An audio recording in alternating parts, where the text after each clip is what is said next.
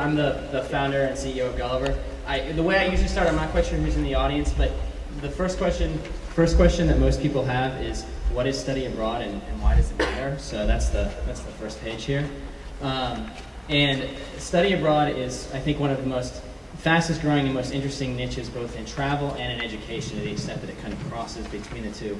About 300,000 students are studying abroad this year, but it's been growing at about 10% a year and it's about to take off. The thing I'm most excited about is there's an act in Congress called the Paul Simon Foundation Act, which is on the floor of the Senate right now, about to be voted on, that would send 1 million students abroad within the next couple of years and to throw a lot of money behind that.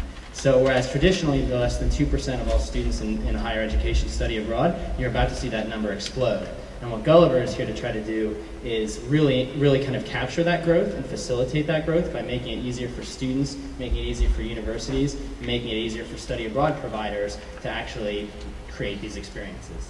And the only thing I would add there is, when you think about study abroad, this isn't usually a student from a school X going on a program provided by that same school. It's mainly third parties that are providing these experiences to a group of students from many different schools. So, but there's still a lot of problems. This is why the market is still less than 2% of all college students. It's very immature, and the main problems from a student perspective, unless you go to one of the top colleges, then you don't really have any resources. You go on the web, you find ad directories that are just paid placement advertisements, or you go to your study abroad office, and the provost at the school has said study abroad is important, but then they have a study abroad office that does inbound and outbound study abroad with 2 people in it for 30,000 students on campus, and they're completely overwhelmed. So what Gulliver tries to do, we want to help that, and we want to relieve the research burden. And then from a study abroad provider perspective, the way that these study abroad programs get out and reach students is either through these paid placement directories or through a field sales force, neither of which is very efficient. So Gulliver tries to solve the main problems. We just launched. We try to solve the main problems across all these different, I'd say, constituents. So on the student perspective, we let students do 3 things: pick a program, plan a trip, and meet other travelers who are also going.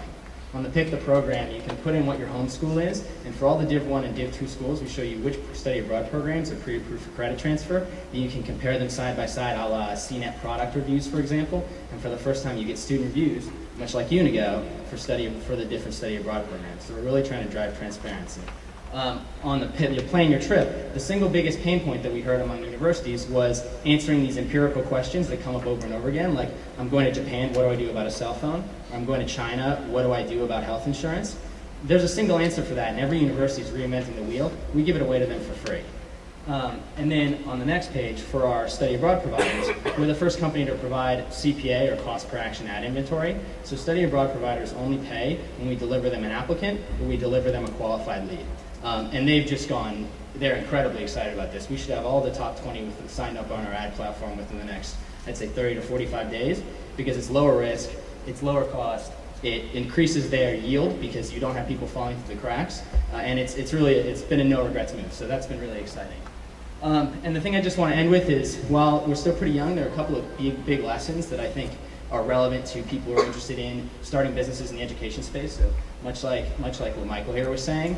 The first is, so far we found that cost per action or lead gen can be a really interesting business model in education, because you can create destination sites that aren't filled with ads, but that still have a revenue model behind them.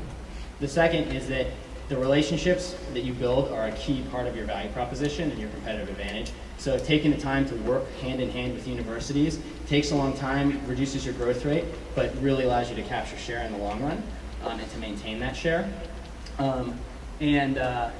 Then in terms of the future, I think we'll probably talk about this on the panel, but much like what these guys were saying, the future of education as it relates to the social web is everything at a university, I think, is going to become social.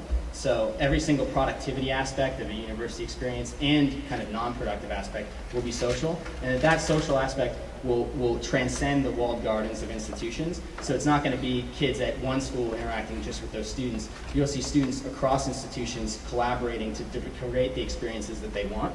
And finally, the result of that is significantly increased transparency. So I think all 3 of us, to the extent we're focused on university students, are trying to attack the same problem in slightly different parts of the customer life cycle.